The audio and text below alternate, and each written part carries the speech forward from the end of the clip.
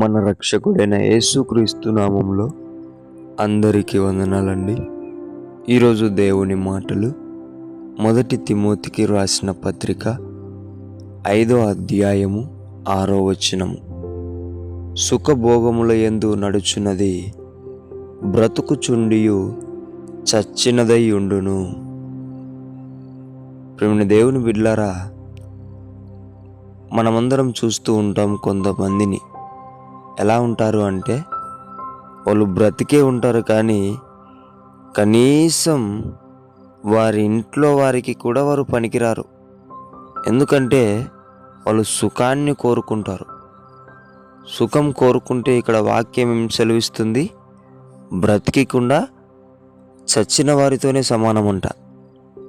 ఎందుకంటే వాళ్ళు ఎప్పుడు నిద్రలో సుఖాన్ని కోరుకుంటారు, ఎప్పుడు తిండిలో సుఖాన్ని కోరుకుంటారు, బట్టలో సుఖాన్ని కోరుకుంటారు.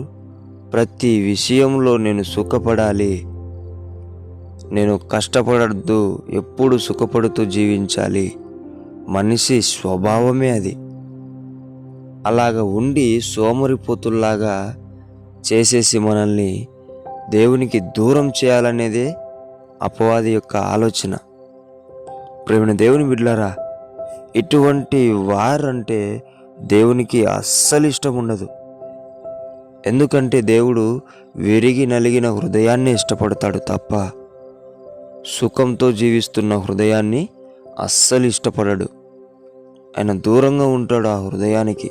ఎందుకంటే వాళ్ళు ఇంట్లో కన్న తల్లికి ఉపయోగపడరు, కన్న తండ్రికి ఉపయోగపడరు, సహోదరులకు ఎవ్వరికీ ఉపయోగపడరు.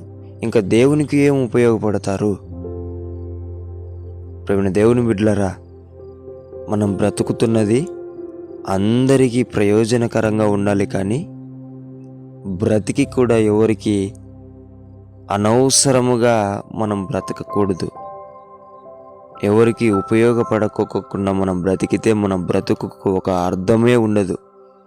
అందుకే ప్రేమైన దేవుని బిడ్డలారా, సుఖము కంటే ప్రార్థనలో, వాక్యములో, దేవుని ఆజ్ఞలు పాటించడంలో మనం కష్టపడితే గనక దేవుడు ఆ సుఖములో ప్రజలందరికీ ఒక 5-10 నిమిషాలు, లేదంటే ఒక రోజు, లేదంటే ఒక నెల సంతోషం ఉండొచ్చు. కానీ ఎవరైతే ప్రార్థనలో కష్టపడతారో, ఎవరైతే వాక్యములో కష్టపడతారో, ఎవరైతే స్వార్థ చెప్పడంలో కష్టపడతారో, ఎవరైతే దేవునితో ఉండడంలో కష్టపడుతూ ఉంటారో, ఖచ్చితంగా చెప్తాను, వారు అందరికంటే వారు నిజమైన సంతోషంలో బ్రతుకుతూ ఉంటారు, నిజమైన సమాధానంలో బ్రతుకుతూ ఉంటారు.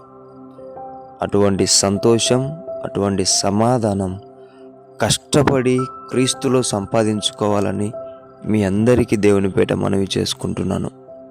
దేవుడి మాటలను దీవించునుగాక. ప్రార్థించుకుందాం. యేసయ్యా, మీకు వందనాలు, స్తోత్రాలయ్యా. మేము ఇంకా సుఖపడుతూ ఉండడానికి ఇష్టపడుతూ ఉంటున్నామేమో నాయన.